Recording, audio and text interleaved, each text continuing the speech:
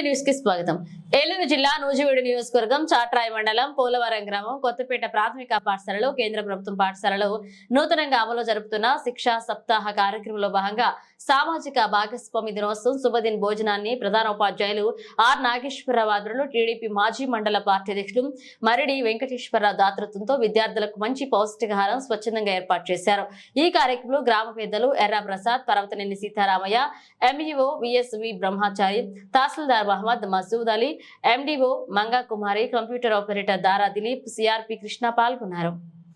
అలాంటిది మనం అడగకుండానే ముందుకు వచ్చి మన పిల్లలంటే అంత ప్రేమ, మన స్కూల్ అంటే అంత ప్రేమ, మన ఏరియా అంటే అంత ఇష్టం, ఏరియా అంటే ఆ ఇష్టంతో ఈరోజు వచ్చి మన పిల్లలకి భోజనం పెట్టారు. మనం తింటుంటే నాకు చాలా సంతోషం. అలాగే మరి